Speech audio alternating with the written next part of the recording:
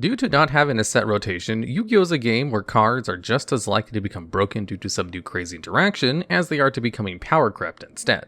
In this video, we're going to go over cards which used to be banned until the game's pace caught up and allowed them to leave the forbidden list. Starting us off at number 10, we have Yata-Garasu. This is a level 2 fiend spirit monster with 200 attack and 100 defense.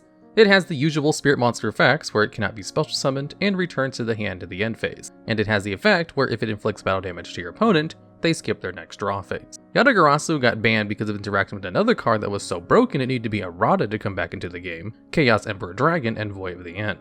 If you activate Chaos Emperor Dragon's effect while having Sangan or Witch of the Black Forest on the field, you'd wipe the whole field and then search Yata to lock your opponent out of their draw phase with 0 cards in hand. This terrifying combo was the main play Chaos decks of old wanted to execute, which they could do with crazy consistency due to all the consistency spells legal at the time. The existence of this tier 1 deck back in the day was actually the main reason why they started banning cards out of the game entirely with the forbidden list, instead of just limiting them. Yata was certainly the weakest part of that 3-card combo, yet it was the piece that stayed in the list for the longest time. Though, to be fair, the others all only ever came off the ban list due to receiving mechanical erratas. This card was kept on the ban list for almost 20 years, alongside the other draw-denying card Time Seal, but they were almost certainly only there to be made an example of more than anything else. The heavy restrictions of spirit monsters stopped all but the most impactful ones from seeing play throughout the years, like Dark Dust Spirit being able to blow up the whole field, or Amano Iwato locking monster effects out entirely. This card wasn't really useful by itself even back in the day, and so of course it saw no play when it finally came off the ban list. And that's why it only makes up the 10th spot on this list. And coming in at number 9, we have Magician of Faith. This is a level 1 flip spellcaster. When flipped up, can target a spell card in your graveyard and add it back to your hand. Magician of Faith was a staple of many early Yu-Gi-Oh! Formats, where flip monsters were still incredibly prevalent. The most powerful cards in the game at the time were spells, none of which were once per turn. Resolving a Pot of Greed or Premature Burial once could often turn the tables in a duel, and being able to do so twice could easily guarantee a win. Despite Magician of Faith being limited, it could also often be reused with another popular monster at the time, Tsukiyomi, who could set it face down each turn as long as you had a way to protect it. This card was easily searchable from the deck as well through the Apprentice Magician engine, which floats into face down Magician of Faith straight from the deck and was a popular engine for Monarch decks. For all of this, Magician of Faith rightfully earned its slot on the ban list for several years, returning only at the tail end of the Xyz era, and without much fanfare. By then, flip monsters had been mostly phased out of the meta as the game got exponentially faster. The only ones that still saw play were easily searchable and provide more utility and advantage within their own archetypes, such as Gear Gaia Armor getting you a search every turn, or Raiko being removal that also milled cards from the deck. Though this card did manage to see some play sometime later on in a few Chainburn decks as a way to recycle Chain Strike and pots. It's usually not seen as much more than a piece of Yu-Gi-Oh's history nowadays. And at number 8, we have Thousand Eyes Restrict. This is a level 1 Dark Spellcaster fusion monster that requires specifically Relinquished and Thousand Eyes Idol as its materials. It has a floodgate effect where other monsters in the field cannot attack or change their battle positions, and also, once per turn, it can absorb a monster your opponent controls. It gains the stats of the equipped monster and can also destroy it to protect itself from battle destruction. Thousand Eyes was one of the most powerful control tools in early Yu-Gi-Oh! And was a huge part of GOAT format historically, one of the most popular retro formats to this day. Despite requiring 2 really bad monsters as materials, this card had plenty of ways of being cheated out back in the day. The best way to do this was with Metamorphosis tributing any level 1 monster. This could either be spent utility monsters, such as Magician of Faith, or Scapegoat tokens. This interaction with using Scapegoat tokens Metamorphosis to bring out Thousand Eyes is the reason why GOAT format has its name, as the combo was present in most decks for the time. This card would not only act as removal, but also put a total lockdown of the game by freezing attacks and flip monsters, and it could even be reused with Tsukiyomi just like Magician of Faith. Thousand Eyes Restrict stayed around a decade on the list, and surprisingly it actually managed to see play once again. While Metamorphosis wasn't legal anymore, Instant Fusion was, and it could cheat this card out without even requiring tribute fodder. Though it wasn't the game-ending threat it once was, it was still a pretty nice piece of removal against your opponent's monsters, which only got better with Link Summoning, as you could absorb an opponent's monster and then link this card off as an extender. And coming in at number 7, we have Cyber-Stein. This is a level 2 Dark Machine that lets you pay 5,000 life points to special summon any fusion monster from your extra deck in attack position. Cyber-Stein was part of an extremely powerful OTK strategy in early Yu-Gi-Oh! By bringing out either Cyber End Dragon or Cyber Twin Dragon, you could make up the huge cost by inflicting just as much damage to your opponent, and if you comboed him with either Megamorph or Limited Removal, you'd hit with over 8,000 points of damage instead.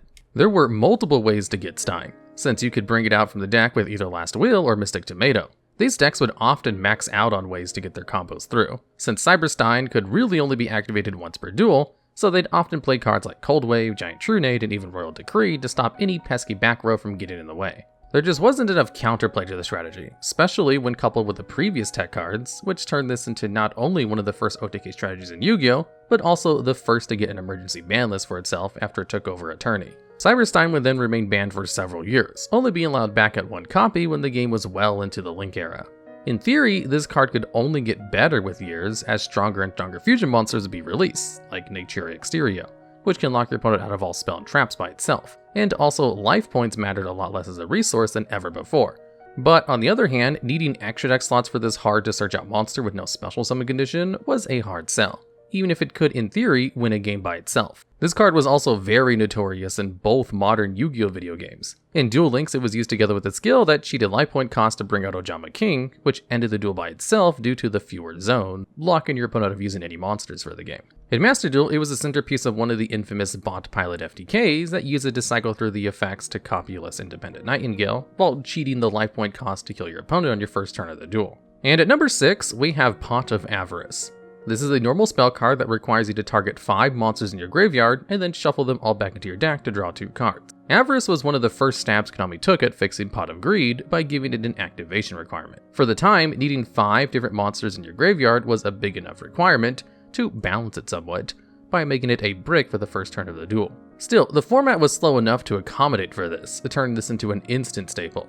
Avarice was great as a way for monarchs to reuse their tribute monsters later on in the duel after they were spent, and would only get better with the eventual release of Card Trooper to help accelerate its condition even further. Even back then, this would earn this card its place in the limited list, where it would stay for a couple of years. Pot of Avarice would get much better with the release of Synchro Summoning, as now there were much more reliable ways to fill up your graveyard for that draw too. Popular cards of the time, such as Rescue Cat and Lone Fire Blossom, were very easy ways to get lots of monsters into the graveyard, while also giving you powerful synchros or boss monsters at the same time. This card would eventually be put back on the limited list as more and more ways to quickly get it live were released, until it eventually got banned due to how powerful it became in combo decks like Mermails, which fill up the graveyard effortlessly. Avarice would stay banned before finally being freed at the start of Master Rule 4.5, together with a slew of other changes to the list. By then, despite seeming like the kind of card that would only get better with time, it wasn't strong enough to see play in most decks. There was now plenty of competition in the Draw 2 department, and pretty much only Zodiac and sometimes Sky Striker decks had a really easy time making it live off of a single card, due to how these decks can spam extra deck summons on top of a single monster. And at number 5, we have Raigeki, an extremely iconic normal spell that just destroys all monsters your opponent controls. Raigeki was yet another one of those powerful spells which were only legal at one copy almost since their release, and would become banned as soon as Forbidden List became a thing. A costless mass removal card like this was just too strong for early Yu-Gi-Oh!, where negates came at a high cost, and monsters that floated on any destruction were few and far in between. Even Dark Hole, a strictly worse version of Raigeki outside of a few cases, was seen as too strong to remain in the game at the time, due to how hard it was to get back your board positioning after it resolved. This card would remain on the ban list for several years, and it even got a weaker retrain in Lightning Vortex, which destroyed only face-up monsters for a discard cost, and that was good enough to see play for quite a few years as well. Raigeki would only return to the game in one of the first few sets of the Pendulum era, where it would become a staple in almost every deck again. Even in a meta filled with lots of floaters or protected monsters, Raigeki was still a very powerful tool to punish overextension and push for game on an empty board. Even before it had come off, Dark Hole, which got freed several years before, already saw lots of play for the same reason. They'd both remain quite decent going second tools, and there were even quite a few metas where the top decks were really vulnerable to them. But overall, their value would decrease with years. More and more board-breaking tools slowly broke into the meta, such as Evenly Match being able to banish cards face down from the board instead, or Interrupted Kaiju Slumber giving you a huge beater while also clearing the board. This and the fact that the game would slowly move towards putting more and more negates on the end board turned this previously banned staple into something that only occasionally saw play in side decks, and it's even at 3 nowadays in the TCG. And coming in at number 4, we have Monster Reborn, a normal spell that lets you revive a monster in either player's graveyard. This is one of these cards that has bounced between being limited and banned several times in the game's lifespan. Monster Reborn has always been an incredibly versatile card that wasn't really dead at any point in the duel and would generally put whoever activated in a pretty good spot. In the early formats, you could very easily cheat out high-level monsters into the field to gain control of the match very quickly. The fact that this lets you revive monsters from either graveyard made this even more sacky, as you didn't even need to have seen the card at all throughout the duel to make use of it. So it's no wonder that this card was banned for ages, as even its almost completely worse counterpart, called the Haunted, found itself on the limited list at the time as well. Konami would experiment with just limiting it for a few formats at the time, and most of the times it was this extremely annoying what-of you couldn't really play around, but would see play in almost every deck and would often win the game if top decked at the right time, just like Called by the Grave is in the TCG these days. That was up until the last time they brought it off the list during the Link era, where the card did see a burst of play due to the novelty of finally being off the ban list, but it's not nearly as omnipresent as it used to be now. The game has just sped up to the point where one free revive isn't enough to completely turn the tides of the duel anymore, and differently from before, it's usually mained to get a free bond in the field for combo plays, and not getting a boss monster back from the graveyard. Monster Reborn is still a very good card, but the pace of the game made it much less of a bomb as it once was, and could probably come back to 3 copies without affecting the meta much, if at all. And coming in at number 3, we have Change of Heart. This spell lets you target a monster your opponent controls and take control of it until the end phase. Monster stealing cards have been some of the most hated staples in Yu-Gi-Oh's history, and this is no exception. Change of Heart was another one of those cards that were thought to be perpetually banned with no chance of coming back into the game. Many strictly worse retrains of this card received similar treatments with the years. Snatch Steal was released in a similar time to Change of Heart and is still banned to this day, being freed for just a single format in early 2015, where it became such a sacky card it had to be banned again extremely quickly. Brain Control, the first worst Change of Heart, which added a small life point cost and could only take face-up monsters, had to be limited soon after release and would later be banned as well, only coming back after an errata nerfed it into uselessness. Mind Control didn't let you either tribute or attack with a stolen monster, and also it needed to be kept at 1 for most of its lifespan, as it was still consistently great going second card that saw tons of play, especially during toss format when they decided to unrestrict it for a while. With all this said, why is it fine for Change of Heart to exist at 1 then?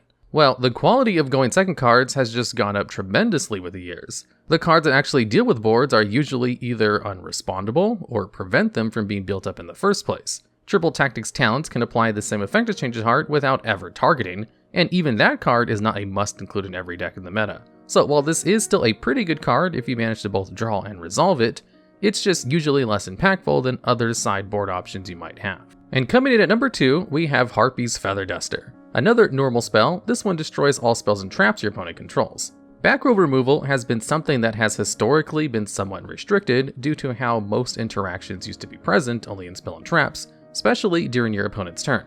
Feather Duster is probably the strongest single piece of back row removal ever put into the game, so it's no surprise it stayed banned for ages on end. Mystical Space Typhoon only provides a single pop and in itself was limited for a large part of Yu-Gi-Oh's history. For a very long time, people only had Heavy Storm as a reliable way to clear out all back row at once, which had the downside of popping your own cards as well, and even that had to be banned at some point. Many clunkier kinds of back row removal ended up seeing play throughout the years, such as Dust Tornado, which was just a strictly worse MST, or Full House, which specifically needed to destroy a mix of face-up and face-downs, and even Malevolent Catastrophe, which needed your opponent to attack to even trigger its effect. However, as time passes and Yu-Gi-Oh sped up, Konami began to release more and more busted ways to remove back row. Cosmic Cyclone and then Twin Twisters were two options that were almost objectively better than MST. Some years later, the TCG would finally be blessed with Lightning Storm, which can wipe away your opponent's entire back row as long as you control no face-up cards. It's in this context that Harpie's Feather Duster was released from the ban list, where it's still a very good option to run, but it's not blatantly overpowered compared to other cards we have to deal with spells and traps. Both Twin Twisters and Cosmic are quick play spells, which give them the ability to set as interactions for your opponent's turn, as well as being good outs to Anti-Spell Fragrance, a popular side deck card. While Lightning Storm can wipe out monsters as well, which is occasionally useful if your opponent isn't playing around it or has ended primarily on Link monsters.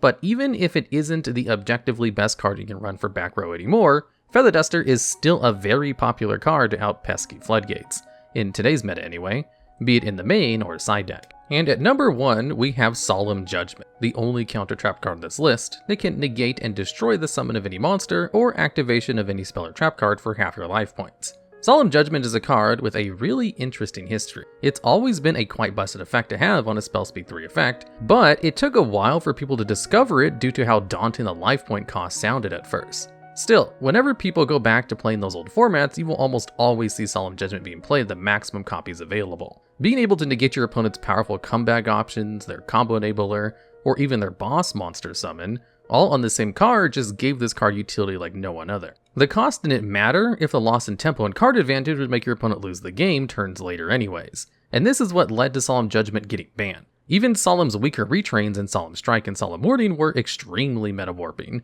with the later also earning itself a place on limited lists for several years.